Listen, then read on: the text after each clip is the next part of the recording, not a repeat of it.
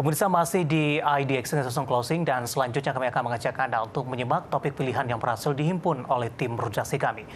Saham-saham Taipan Prayogo Pangestu seperti Brand, TPIA hingga Cuan menjadi pendorong utama indeks harga saham gabungan di 2023 lalu. Namun sebaliknya di awal tahun ini saham-saham tersebut turun dalam hingga 20% di sesi pertama hari ini.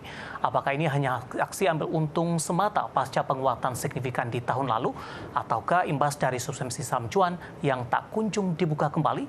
Dan berikut informasi selengkapnya.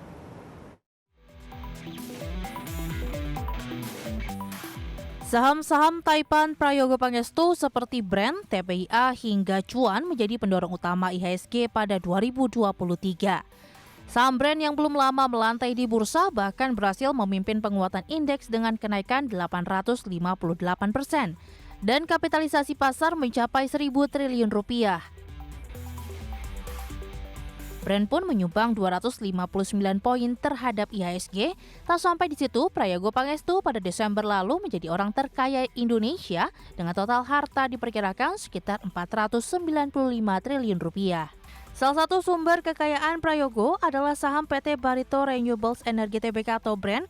Kemudian 3 saham Prayogo Pangestu yang lain yaitu PT Chandra Asri Petrochemical Tbk atau TPIA dan BRPT atau PT Barito Pacific Tbk. Juga Petrindo Jaya Kreasi Tbk atau Cuan tak ketinggalan unjuk gigi di jajaran Top Movers 2023.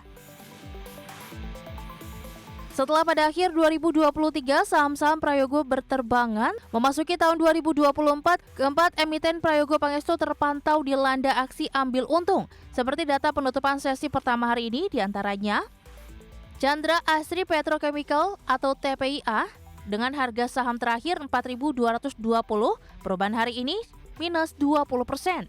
Barito Renewables Energy dengan kode saham BREN, harga saham terakhir 5.500, perubahan hari ini minus 17%. Barito Pacific atau BRPT 1.145, perubahan hari ini minus 13%. Petrosea atau Cuan 13.425, perubahan hari ini stagnan atau disuspensi. Ya, hingga kini suspensi saham Cuan belum kunjung dibuka oleh Bursa Efek Indonesia sejak bulan lalu.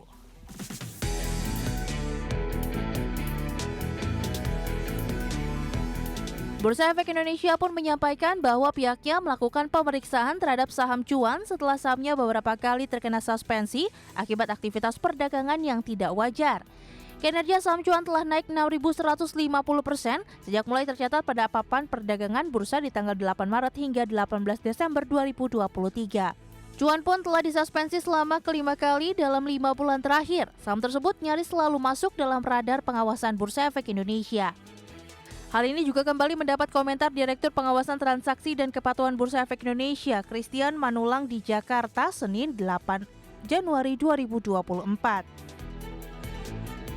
Menurutnya, saham Cuan masih dalam proses terkait pemeriksaan transaksi saham perusahaan tambang batubara ini. Ia menambahkan jika terdapat indikasi pola transaksi atau terindikasi transaksi semu, maka akan disampaikan kepada OJK untuk ditindaklanjuti sebagai bagian dari langkah perlindungan investor.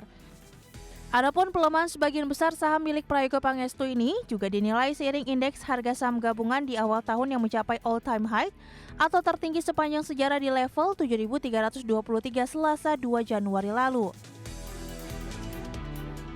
Tanya itu, kapitalisasi pasar Bursa Efek Indonesia juga menyentuh rekor tertinggi sepanjang sejarah dengan mencapai 11.768 triliun rupiah dari rekor sebelumnya sebesar 11.762 triliun rupiah pada 28 Desember 2023. Untuk itu, penguatan IHSG di level rekor dinilai jadi kesempatan investor merealisasikan keuntungan khususnya saham-saham yang telah menguat signifikan seperti milik Prayogo Pangestu.